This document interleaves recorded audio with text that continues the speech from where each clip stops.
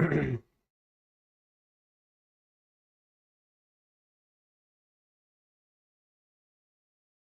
good morning everyone. My name is Lalit Soni. I welcome you all in this live session by Drishti IAS. I'm sorry for the delay.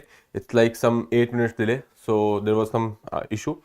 Anyway, we'll be having a look at today's Indian Express. We'll be discussing these 3-4 articles that is related to your first is abortion laws in India. So basically High Court has said something about abortion laws, and they have particularly they were handling one case, and we'll be talking about that.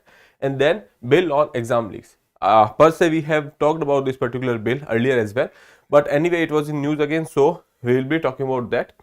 And then RBI's monetary policy stance. So you know that RBI has a monetary policy committee. Okay, so when we are talking about fiscal policy, it is an arena of government. When we are talking about monetary policy, it is arena of RBI. Okay, so RBI will control the money flow inside the market. So basically for that they have this monetary policy, and with which they control the inflation. Okay, so main aim of this monetary policy committee is to target the inflation. So there is this review every 2 months. So now they will be having a review from 6th to 8th, and then they will announce their policy for next 2 months. So we'll be talking about that. And then controversies over Assamese traditions. So there are few traditions wherein when we are talking about Magh Bihu festival, so at that particular festival which is to be celebrated in Assam, and then in that festival there are few games, you can say, which are animal based. So basically buffalo fights and bulbuli fights are there. Okay, so these are traditional fights. Okay, we cannot trace their origin, but the thing is they had patronage for a long while.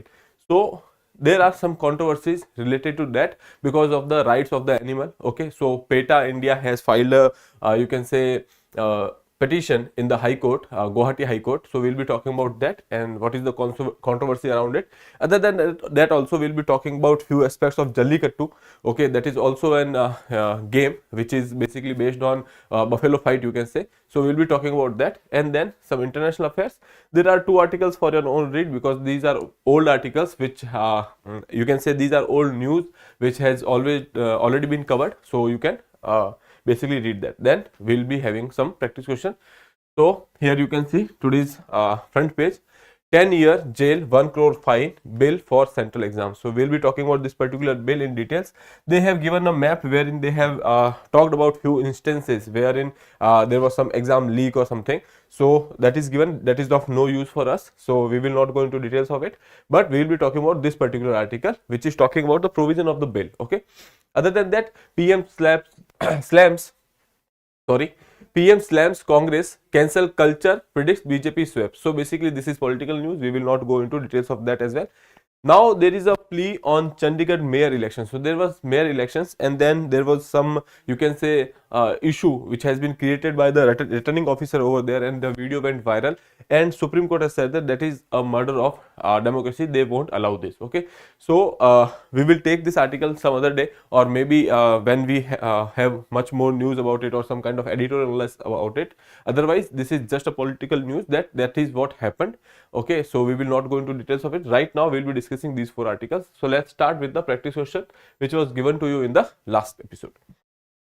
So here, which organization developed multi-dimensional poverty index? Okay, so yesterday we had talked about it. So that is, answer is UNDP. Okay, so when we are talking about MPI, I have told you that there are 2 organizations, that is, one is UNDP and then OPHI. Okay, so you have to go and make notes about it. And the thing is, whenever they ask you 2 of them, then both of them are correct, and if they give only one, so UNDP will be your right answer. Okay, so now moving further, we'll start with the first article of the day, that is related to the exam leak. So you must have heard that every other day, whenever there is a state based exam or state PCS exam, or you can say SSC examinations, there are chances that there are some kind of malpractices which are going on over there, or exam paper got leaked, result are not announced in a long while. So all these things are happening, and which ultimately affects the candidates which are appearing the exam. Okay, their future is on the stake, and that is why, considering all these things, government has come up with a bill. Okay, So let's see the big all India exam leak. So that is the investigation which has done by the Indian Express, and they have given you that map. So which I have removed from here because that is not important for us right now. Okay, 10 years jail and rupees 1 crore fine, bail in for central examination. So basically what they are doing is they are trying to punish the culprits which are involved in any kind of malpractice or examination paper leaks, etc. Okay, so they will be targeting those people. If it is if someone is individually doing it, then there is a different punishment. If someone is doing in a racket or as a organized crime, then there are little bit harsh punishments. And when we are talking about the institutions which are involved in that, they are also put some kind of accountability over there. Okay, so let's see. The government on Monday introduced a bill in Lok Sabha to penalize malpractices in the public examination with a jail of 3 to 10 years and fine which can be extended over 1 crore. Okay. The name of the bill is the Public Examination Prevention of Unfair Means Bill 2024. It is applicable to central recruitment and the entrance examination conducted by few organizations name they have given. So basically what they are doing is they are talking about some central recruitment and the entrance examination. Okay, so this is a bill for central government. Okay, so now they are talking about UPSC here. They are talking about SSCs here. They are talking about recruitment boards, that railway recruitment board we have RRBs. Okay, and then Institute of Banking and Personal Selections, that is your IBPS, and National Testing Agency. When we are talking about National Testing Agency, you know that there are various entrance examinations which are conducted by NTA. Okay, among them few famous are Joint Entrance Exam for Engineering, that is JEE. Then we have this National Eligibility Cum Entrance Test, that is NEET for medical, and then Common University Entrance Test, that is for CUET. And that is related to your undergraduate and postgraduate admissions in the prestigious institutions. Okay, so these are the examination on which this particular bill will have a purview on. Okay, other than that, when we are talking about state PCS etc., so this particular bill or this particular, when it becomes an act, it will act as a model bill for states as well. They can go for their own bill over there. Okay, so states like Gujarat and Assam are doing that. Okay, so right now we have a bill for center, and then state can replicate them as per their own choice. And right now Gujarat and Assam are doing it. Okay, now moving forward, central ministries and the departments as well as their offices for recruitment will also come under the purview of the new law. So everyone who is involved in the process, okay, so that is central ministries, departments as well as offices for recruitment, all these things will come under the purview of this particular act. Okay, so now punishment for person, organized crimes or institutions indulging in unfair means for monetary or wrongful gains, candidate appearing for the exams have been left out of it. So basically they are saying that everyone who is involved in the paper setting and examination process, they are kept under it, be it ministries, be it departments or any individual or organized crime. If there is happening, all these things will be coming under the purview of this act. But the candidates who are giving the exams, they are not under this purview, because they are saying that this when we are talking about candidate and candidate who is doing some kind of malpractice in the exam, that is the purview of the administrative authority of the let's say exam authority. If let's say UPSC is conducting one exam and a person is found to be doing some kind of cheating in the exam, then UPSC will decide on that matter. Okay, so that is why the candidates appearing for the exam have been left out of this particular purview. Other than that, other people like even personal organizations are under the purview of this particular act. Now we will be talking about the few provisions, that is section 3 of the bill. It says that unfair means, they defined the definition, or you can say they define the word that is unfair means. Okay, any act or omission done or caused to be done by any person or group of person or institution include but not restricted to. So they are saying that any act or omission which is to be done or caused to be done by any person, group of person or institutions. Okay, and it include but not restricted to, like they are saying that it will have a broader definition of it and they will not restrict to just them. Okay, so they might, and as the case may be, they might increase the definition or include more entities into the definition.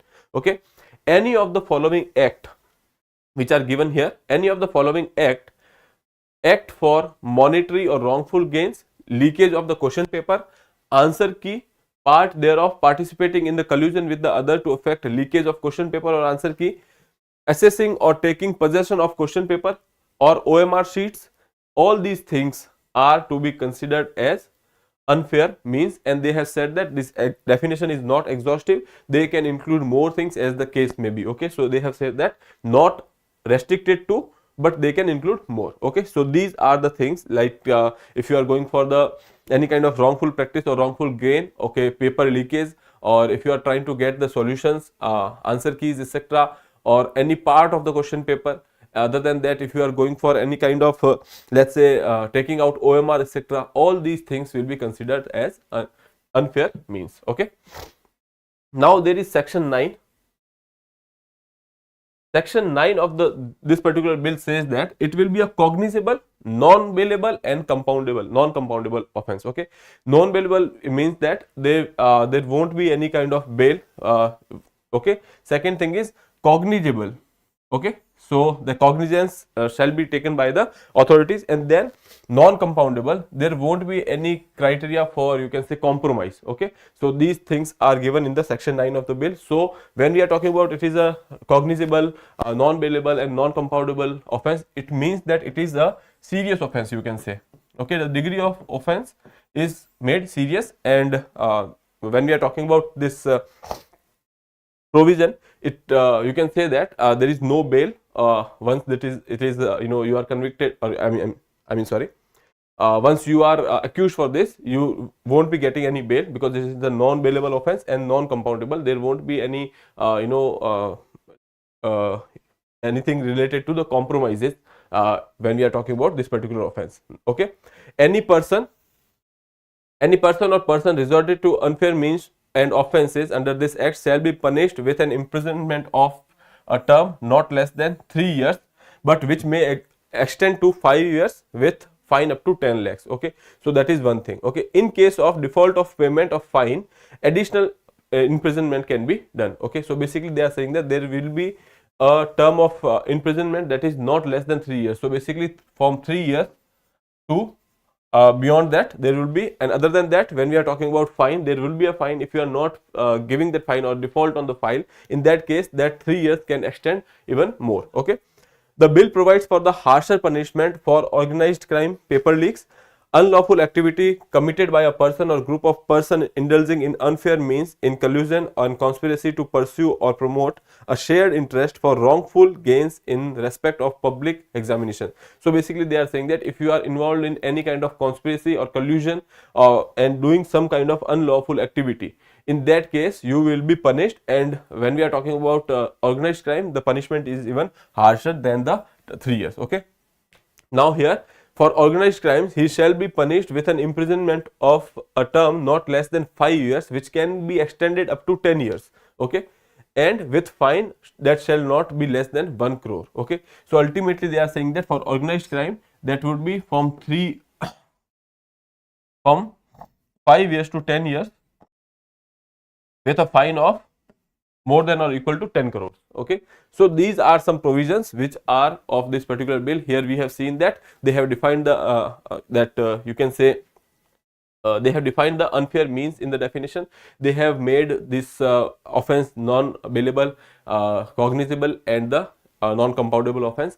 Now when we are talking about a person or the institution, then there will be a term of 3 years or even more than that, and there will be a fine of nearly 1 lakh rupees or more, that is decided by the court. If you are not giving the fine, the term of imprisonment can increase. And when we are talking about organized crime, that term will be 5 years to 10 years and a fine of up to crore rupees. Okay, so that is about this particular bill and all the provisions which we have talked about this bill. Okay, now but it's in the state where rots wide and deep. So basically right now it is a central law, but the thing is such activities are more prominent in the states. And now, as I told you, this bill is for the center, and state can go and get state can get their own bill modeled on this particular bill here. Okay, a model draft for it is a model draft of the state. Gujarat and Assam already have their own legislation in this regard. Okay, so now let's move forward with the another article that is related to your maternity, or you can say abortions, etc.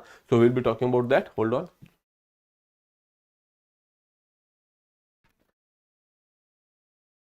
Okay, neither ethical nor legally permissible. Okay, that is, they are talking about particular case, okay, wherein Delhi High Court rejects a plea by a woman to terminate 28 weeks pregnancy. Why they have actually rejected this plea? Because in the laws, when we are talking about abortion laws in India, they are permittable up to 24 weeks. Okay, so there are different provisions which we will be looking, or let's first start and look at those provisions here. When we are talking about abortion laws, here it is legal in India. When we are talking about abortions, it is illegal in India. Even if you are married or unmarried, doesn't matter. If you are major and if you have you are more than 18 years of age, then in that case medical termination of pregnancy is legal under that is 1971 Act. Okay, so that is one thing. Then permitted up to 20 weeks with a registered medical practitioner's consent. So basically the period, if you are in the pregnancy for 20 weeks only, in that case you can go to a medically registered practitioner, and then with their consent you can go for the terminacy. Now when we are talking about up to 24 weeks, you have to take opinion of 2 doctors. Okay, so when we are talking about 24 weeks, you have to take opinion of 2 doctors, and even then you can go for the abortion. And when we are talking about more than that, then you have to seek special permissions from the court, and there will be a medical board. Court will decide that if there should be a medical board or not, and on the basis of the report of that medical board, you will be allowed to or not to. Okay, now grounds for abortion include risk to the mother's life, physical or mental health, and fetal abnormalities and more. In this case, the grounds can be this, okay, wherein there is a risk to mother's life or physical or mental health, fetal abnormalities, etc. So this list is not exhaustive. There can be more things on the basis of the case, but the thing is there should be a solid reason to go for abortion after 24 weeks. Okay, minor need parental or guardian consent. If there is someone minor, even minors can go for it, but they should need consent from the parents or the guardians. And then sex selective abortions are illegal in India. Okay, when you can ask for the sex and then you can say that we don't want this particular baby, if it is male or female, in that case such abortions are not legal in India. So even sex selections, or you can say finding out of the sex of a baby is not legal in India. So that is why sex selective abortions are illegal. Okay, so here it is clear that if up to 20 weeks you can take consent of 1 doctor and then go for the abortion. If you are in pregnancy for 24 weeks, you can take opinion of 2 doctors and then go for the termination. And more than 24 weeks you have to go, there would be a medical board. Okay, and then the court will decide on the matter. Okay, so that is abortion laws in India. So now coming to the right now this case. So while dismissing a 20 years old unmarried woman's plea seeking termination of her 28 weeks pregnancy. Okay, so they have said that Delhi High Court has observed that the feticide would neither be ethical or legally permissible, since fetus is normal and viable and there is no danger to women. So basically, as I told you, there are some criteria here. Okay, so there should be a risk to mother's life, or there should be any kind of physical or mental health related issues or fetal abnormalities. Okay, so the fetus inside the womb has some kind of abnormalities if he gets the birth. Okay, so in that case you can go for the abortion after 24 weeks. But in this case, court has said that neither there is any kind of risk to the health of the woman, and there is no you can say sign of any kind of abnormalities to the fetus, and fetus is viable and healthy. So that is why they are saying that that is not legal in our laws, as well as it is not ethical. Okay, the petitioner would have to be included for delivering the child, and such delivery could be detrimental to the mental and physical health of the newborn, since it would be a preterm delivery. So basically these are some criteria whenever we are talking about abortion after 24 weeks. There are certain things that should be there. Any kind of risk should be involved in the when we are talking about mental or physical health, and then only government court can go for such kind of orders wherein abortions are legal. Okay, so here medical termination of pregnancy beyond 24 weeks is permitted only in case of minor girls who are rape victim, or when they are congenital abnormalities in the fetus. So we know that there is some kind of abnormality in the fetus, and other than that, if there is a victim of rape, in that case we can go for the medical termination of the pregnancy after 24 weeks as well. As I told you, there should be a solid ground for that. Okay, other than that, when we are talking about this case, there was no such issue, so that is why court has not given any kind of relief in that particular matter. The court further observed that the woman is already 7 months pregnant with a healthy and viable fetus. Her case does not fall within the four corners of the Medical Termination of Pregnancy Act. Okay, so that is not legal and they have not considered it. The MTP Act section 3 clause 1, pregnancy beyond 24 weeks may be terminated where there is any substantial fetal abnormalities diagnosed by the medical board. Termination of pregnancy beyond 24 weeks only if opinion is formed in good faith for saving the pregnant woman's life. So basically, ultimately, they are talking about two things only. There should be a substantial solid ground. Either there is a risk to the woman's life or either there is a risk related to the fetus. Okay, in that case only they will allow the you can say abortion after 24 weeks. If the woman is in if the woman is inclined to give the newborn child for adoption, then she will be free to approach the union government. So basically, what relief High Court has said that they cannot go for any kind of abortion, but the thing is, if woman does not want to keep the child, then she can register the child for the adoption and she can contact union government regarding that. Okay, so that is what High Court has said. So here one thing is clear: after 24 weeks, if you don't want to keep a child, in that case you can give it for adoption. Okay, but the thing is, after that, going for termination of pregnancy is not ethical as well as not legal if there is no solid ground related to that. Okay, so that is about the medical termination of pregnancy in India, and we have talked about the laws regarding that, and now we can come to the controversy that is related to your Assamese tradition. Okay,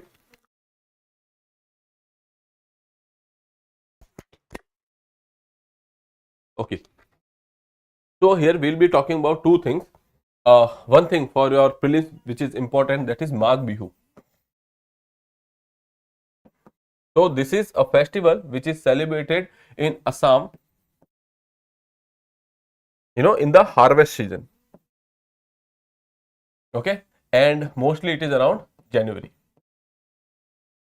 Okay, so basically there is a window at during which time, that is I guess it is 15th January to 25th of January. You know that 14th of January, that is Makar Sankranti, wherein the sun changes their orientations.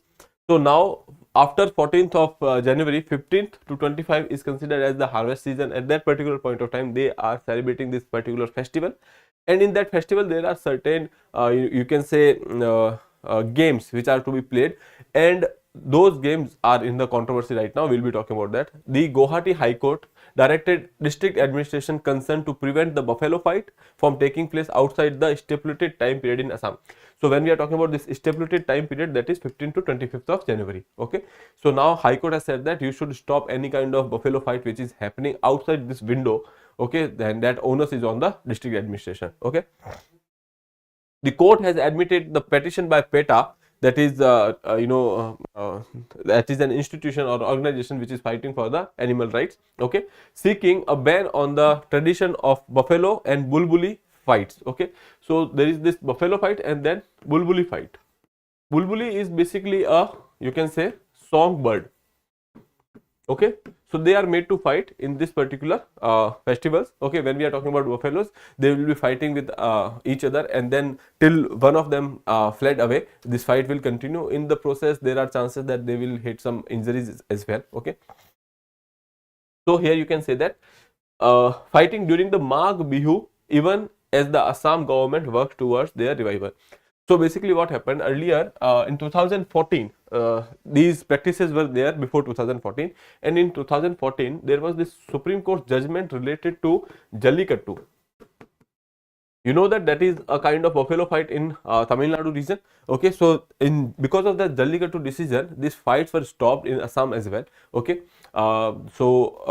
like recently, Supreme Court has given another judgment. Okay, in that they have allowed this particular Jallikattu with few some guidelines, etc. Okay, and after that, now in Assam also, now government is trying to revive their traditional activities like that. Okay, so that is what it is saying, the government works towards their revival. Okay, old traditions, Assam folk culture, Magh Bihu, the winter harvest festival, and take place in the January. During Magh Bihu, buffalo fights are locally called as Moh Juj. Okay, here you can say Moh Juj. So these are the local in the local language, this is called Moh Juj. So basically they are their traditional festivals. Okay, with Ahatguri in the Morigao district, which is the biggest center. Okay, if you don't want to remember this, it's okay. Otherwise, you don't have to remember this fact. Bulbuli fights are attraction of the Hayagriv Madhab Mandir in Hajo. So, as when we are talking about this buffalo fights, that is the important center. When we are talking about this Bulbuli fights, this is the important center. Okay, the practice is very old. We cannot say when it started, but when we are talking about Ahom rulers in the Assam, so this is dynasty of Assam, Ahoms. So that can be important for you from your exam point of view. So when we are talking about this Ahoms, they have their patronage to these practices. Okay, so we can say that this is quite old practice. Other than that, also when we are talking about the origin of these practices, that is not been traced. Okay, so stopped after Supreme Court ruling. As I told you, in 2014, Supreme Court has given a ruling regarding Jallikattu event in Tamil Nadu, and because of which even other states has also gone for the ban in such activities. Animal Welfare Board of India, to ensure that person in charge or care of the animal shall not incite any animal to fight against human being or another animal. So basically that is what has been said in 2014. Okay, so buffalo fights, however, continue to be held in some quarters in defiance of the prohibitions. So that in some hinterland areas this continue to happen. Okay, and then they have filed a petition in the High Court. Okay, now an Assam government led revival. Supreme Court in the last year, May last year, they have said that they have overruled this 2014 judgment, and then say that they can go for this Jallikattu, Kambala and bullock cart racing in the southern part of India. And after that, Assam government has also decided to conduct buffalo and bulbuli fights without deliberated torture or cruelty to animals. So here they have given that they won't be inflicting any kind of torture to the animals. Okay, just for the sake of the tradition and for the entertainment, that will happen, and there will not be any kind of cruelty specifically inflicted to the animals. Okay, so that was the condition which has to be kept in mind. Okay, so subsequently there were some SOPs which has been released, that what you have to do and what you don't have to do. Okay, so in that SOP it was said that while you perform these activities, they should be performed in this particular window of 15th to 25th January only. Okay, anyone who is performing beyond that would be liable for the punishment. Okay, so such SOPs has been given by the Assam government. Okay, but in the recent case, in the PETA, which has filed a petition in the Guwahati High Court asking for the prohibition of the both activities, because they have said that even though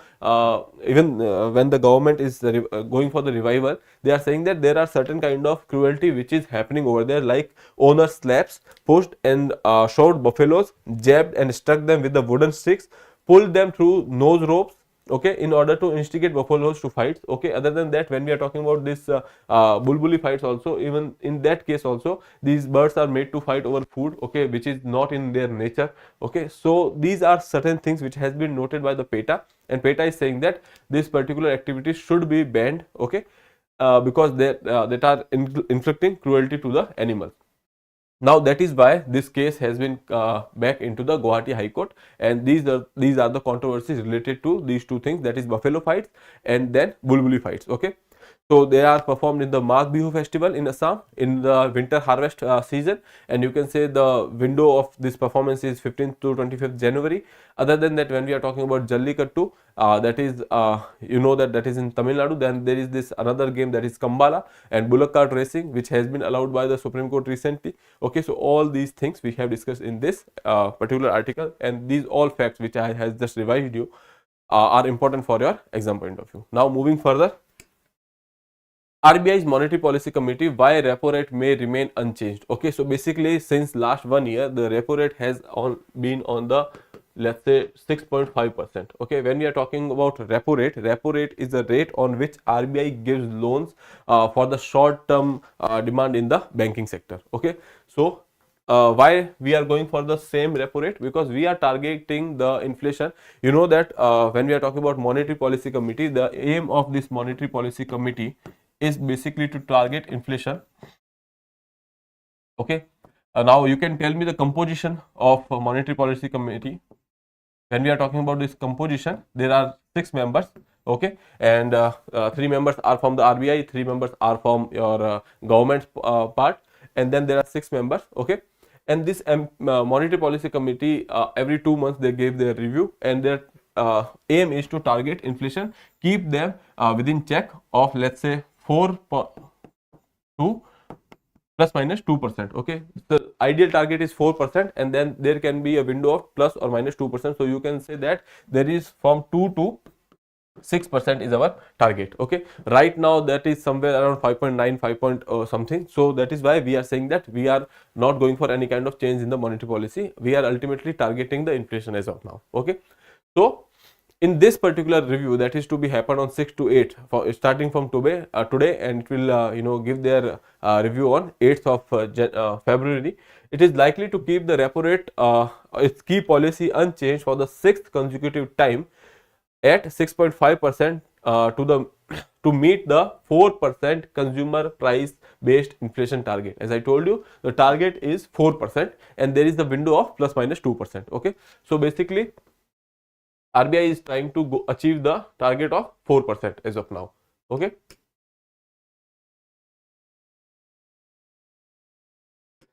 4%. Okay, what is RBI expected to do in the upcoming monetary policy? So as I told you, they are trying to focus on the inflation. Then they will not go for any kind of you can say change in the monetary instance right now. So the rate setting panel of the RBI is expected to keep the repo rate, the rate at which the RBI lends money to banks to meet their short term funding demands, steady at 6.5%, same as 6.5%.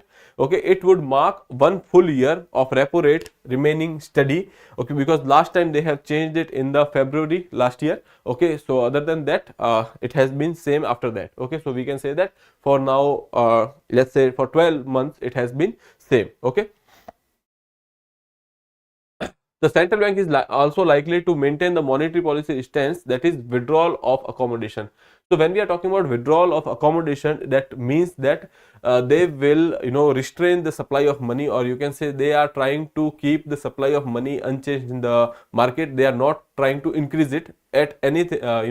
If at all, they are trying to reduce the supply in the market. Okay, so that is withdrawal of accommodation. A few economists expect RBI to announce some liquidity measures to ease the tight liquidity condition in the banking system.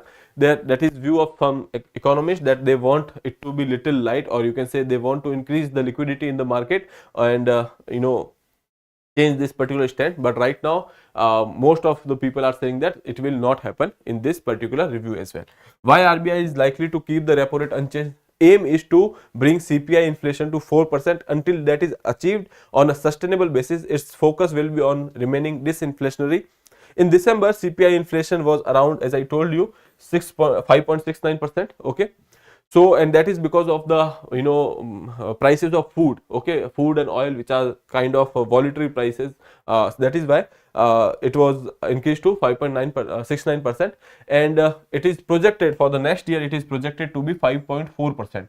Okay, So RBI is continuously targeting, and they are saying that till it is 4%, they will be keeping the monetary policy as tight monetary policy, so that there is less money in the market, and obviously if there is less money in the market, inflation will be checked. Okay. And for financial year 24, RBI's real GDP growth forecast are 7%. So basically, when we are talking about the Indian Economy Review report, which has also said the same thing, that our GDP forecast will be around 7%. When we are talking about the budget has also said the same thing, and RBI is also saying the same thing. Okay. So that is about our monetary policy stance by the RBI. So we'll be having a tap on this on the 8th of February as well. But right now, this is the condition. Now, Red Sea crisis, India turns to West Asia to replace the crude supply from the USA. So basically, as I told you, there was this issue related to Houthi rebels in the Red Sea, and